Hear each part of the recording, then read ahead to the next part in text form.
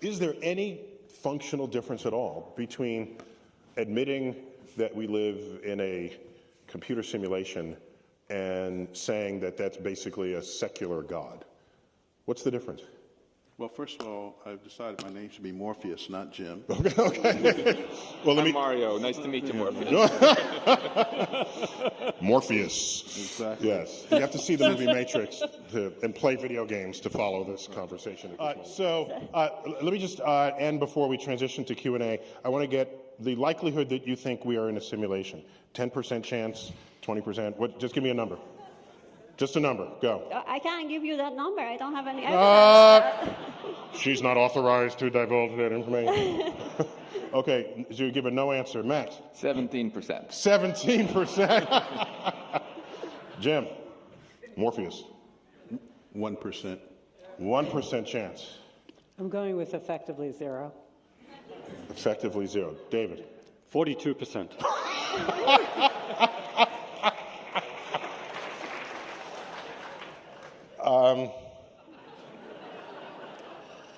So I think the likelihood may be very high.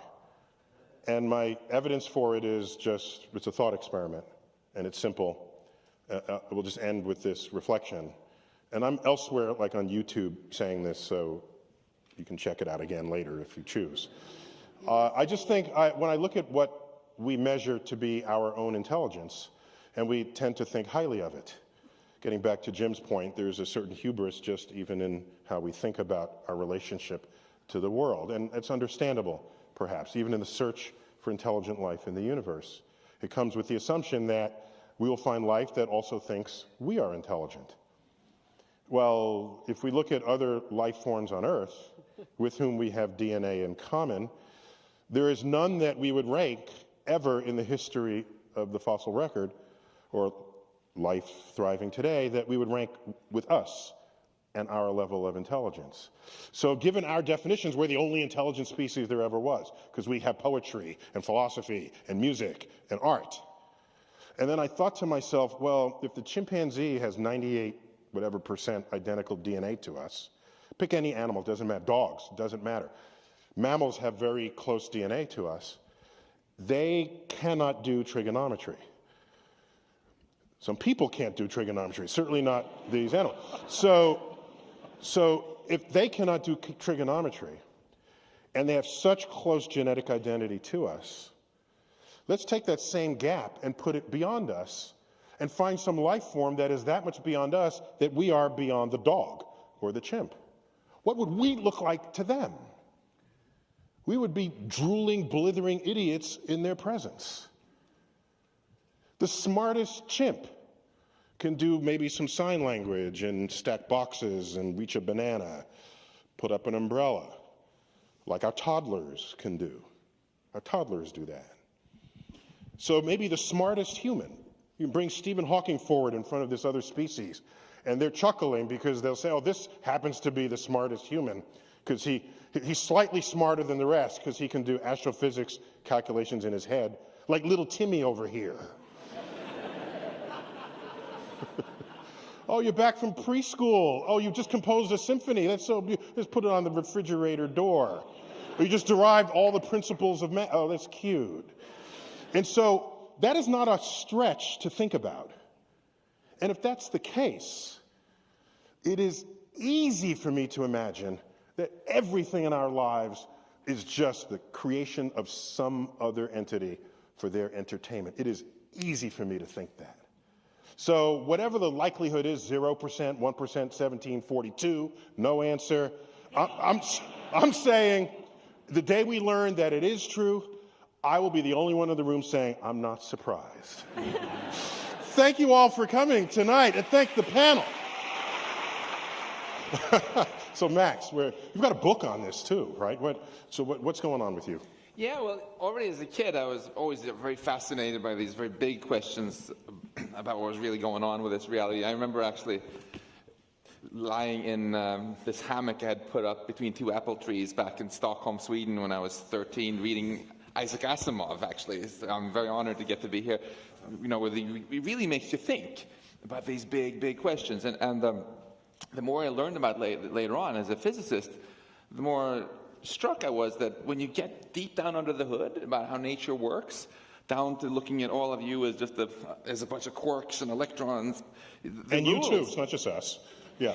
Yeah. Looking at you as a quark, no, you would come under this category as well. I am a quark blob too, I confess. So, but if you look at how these quarks move around, the rules are entirely mathematical as far as we can tell.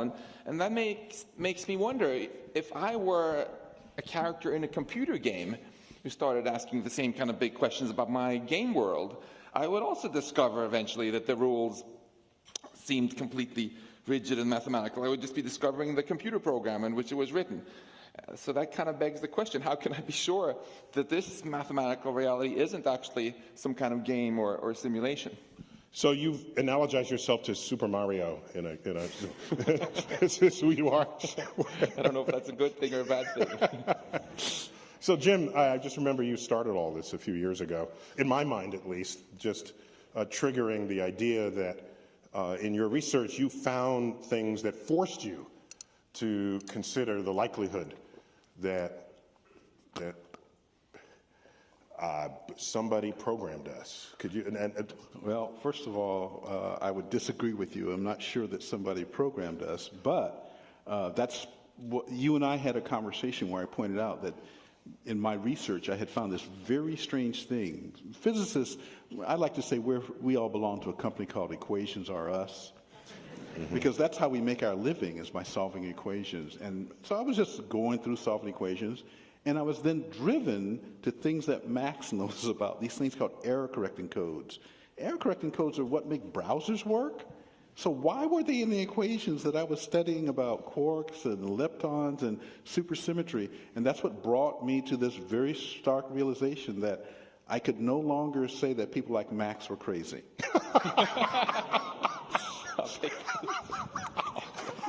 Or, stated another way, if you study physics long enough, you too can become crazy. It's a corollary to that idea, yeah. And I'm also a science fiction fan, like Max who talked about his encounter with Asimov. I was reading at age 8 as opposed to 13, sir. Snapped! Got off the slow start. I was reading at age 8 a science fiction book by an author named Paul French. And some people in the audience might know that's a pseudonym for Isaac Asimov. Oh. So science fiction drove me into science in some sense. And then now in my 65th year of life, I find out I have to make friends with Max and people like that. So Lisa, I kind of brought you on the panel because I knew you're a rationalist in all this. And so I don't know what to expect. I just needed to anchor this in somebody who I knew was not going there. So Yeah, so I actually, well, I can't say I decided to be on the panel because I think I said, what date is it? And they were like, thank you for agreeing to be on the panel. But I have to say, I'm curious not so much about the question of whether we're a simulation, because I think it's only interesting insofar as there are ways to test it. And we can come back to that, I think, very much in terms of sort of how the laws of physics operate and whether we can actually distinguish that. But I actually am very interested in why so many people think it's an interesting question. Like, why is the audience here? Why is this panel here? Because really, to first approximation, we can't really distinguish it. So I think the interesting question is, why do we feel compelled to want this to be true or even think this could be true? And how do the laws of physics operate? And are there really ways that we could eventually test whether there is something that distinguishes just a true universe? But I should say, like, if the universe is a simulation, I don't understand why it gave me a cold today. Okay. And so my voice might go. But I also think sometimes, like, some of the ridiculous things in the universe, and think, why would that be part of the simulation? And I realized if I was doing a simulation, I would definitely put those things in. So there you go. Okay, well, thank you for that. Now, we couldn't have a panel without a philosopher, David. We needed some philosophical. I know how you love philosophers, Neil. I'm on record for some comments about philosophers that got him a little ticked off. But anyhow, so David, philosophers have been at this for a while, yourself included. So how do you see all of this happening or fitting in to the worldview? Well, philosophers like to ask the big questions about the world, the foundational questions, and this is one of them, Actually, I blame Isaac Asimov for all this, at least in my case. I got into thinking about these big questions. When I was a kid, I read just about everything that Asimov was writing, not just the science fiction, but the science fact, the history, the detective novels. I read the multiple volumes of his autobiography, but throughout Asimov's work, this was a guy that was just interested in the big questions about the nature of reality at all levels. And that ultimately drove me to think about questions about consciousness and the mind, which I could approach as a philosopher, because philosophy allows you to kind of step back and say, what is the science here telling us? But this question about the simulation corresponds to another of the great questions of philosophy, which is basically, how do we know anything about the external world at all? And René Descartes said, how do you know you're not being fooled by an evil genius into having an impression of this world around us, even though none of it really exists? Well, the contemporary version of that question is, how do you know you're not in a simulation like the Matrix, in which case, allegedly, none of this really exists? And to me, that question is just extremely interesting, because it seems nothing we could know could rule out the hypothesis that we're in a simulation. But you also want to think about what follows.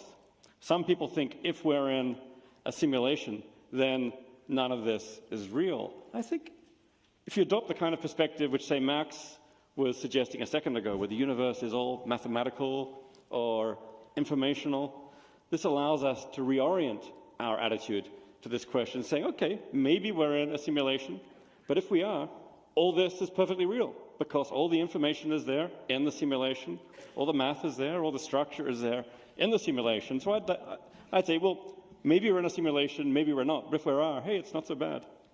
And if I do this, you feel that. Yeah, right? I felt okay, that. so that's real. was good. That was a real punch, yeah. And in our previous encounter here on this stage, I had a chance to tell you about these error correcting codes, which are a very specific kind of digital data. It's not just general digital data, it's a very specific kind, and it seemed extraordinarily unlikely. And I have to tell you that one of the reasons I enjoy talking to audiences like this is they get us experts out of our comfort zone. And so one of the first non-physicists that I talked to, or that I read reflected on my comment, said effectively, and this is not exact words, but effectively he said, if the simulation hypothesis is valid, then we open the door to eternal life and resurrection and things that formerly have been discussed in the realm of religion. And the reason is really quite simple, because if you think about a computer, if we are a simulation, then we're like programs in a computer. As long as I have a computer that's not damaged, I can always rerun the program, right? So if you really believe that we are in a simulation and there's some structure that runs that simulation, unless something damages that structure, then we can be repurposed. And so it starts to break down a very funny barrier between what people often think is the conflict between science and the conflict between faith. Simulation theology, you heard it first. Simulation theology is the coolest kind of naturalistic theology. From the point of view of Actually, there's a book in 1750, or who was it? Yeah, David Hume was into No, there naturalism. was, who's the fellow who wrote the book, the Natural Theology? And there's a book with that very title. Yeah. But not natural simulation, or simulated theology. If you think about it from the point of view of the simulated, I mean, we in this universe can create simulated worlds, and there's nothing remotely spooky about that. People are already doing it with virtual reality and The Sims and Second Life and whatever. This is just a far more sophisticated version of that. So we just need to move that picture to the next universe up and say, hey, maybe that's what's happening to us. So we got a creator, but our creator isn't especially spooky. The math is a little bit different if we're simulated, on the other hand, because there's also the math of the simulating universe. Right. There's a math of our universe embedded in a bigger one, which raises some exciting prospects like, hey, maybe we could get out and explore that one. So that'd be cool. Wait, so you're saying, can you embed a complete system of mathematics within a higher system of mathematics? Yeah, maybe the embedding universe has a vastly higher level of complexity than ours in order to have the computational power, for example, to simulate ours. And hey, maybe they'll let us out one day. We're just computers in their world. They'll give us input devices. So you feel like you're in prison? No, it's just like, it's like Earth is cool, but the galaxy is even cooler. Okay. Yeah. So maybe Harry, yeah. just adding something to this, instead of just looking at the weirdness and that we observe in the universe, some maybe more fundamental question to ask, again back, we can ask why the parameters of our universe, the mass of the electron or the cosmological constant and things like that, why should they have the value they have? I mean, in terms of the simulation scenario, you can sort of start to think that this is just an input as many other input. Or the other way to interpret it is that we don't know at a fundamental level what's going on. Maybe there is an embedding theory that would arise that is simpler, it has fewer input, or maybe just one, and then gives you the values of the standard model and all these theories that know to be exactly the same that we observe in nature. So I think you're onto something very deep there, Zora, and that nature actually, that infinity is just something we made up for convenience. And as we dig deeper, we're going to find that maybe even space and time itself comes in, is at some level digital. I think the biggest embarrassment we have, arguably in fundamental physics and cosmology right now, is this fact that inflation, if it goes on forever, it makes this multiverse, and then we can't calculate probabilities, like you so eloquently said in the beginning. That comes exactly from the infinity assumption. The idea that you can take a piece of space and just keep stretching it into twice the size, forever. Right here, yes. Hi. So we briefly discussed infinity and how it relates to this topic, but I was just wondering on the other end of the spectrum, why is nothing not a thing? Why is there not nothing when you come down to the fundamental question? But we had an entire Asimov panel on that very subject. Where were you? The title of that was called The Existence of Nothing. And we had all the experts on nothing on the stage at the time. I'm just saying. So, okay, maybe he didn't know that. So, I actually have a probabilistic argument. okay, so we'll entertain it, but go online. The whole thing is there. It's called The Existence of Nothing. Okay, yes. So in my book, Dark Around the Dinosaurs, I have a section on cosmology, and I actually talk about the probability of nothing. And I think nothing is just very unlikely. I mean, first of all, we wouldn't talk about nothing because we wouldn't be here. But nothing is just one point. If you think of a number line, 0 is just 1 point on it. And nothing is just, I would say, is very unlikely. And if you have an explanation of why there's nothing, then there's something there that allowed you to have the rules that explain it.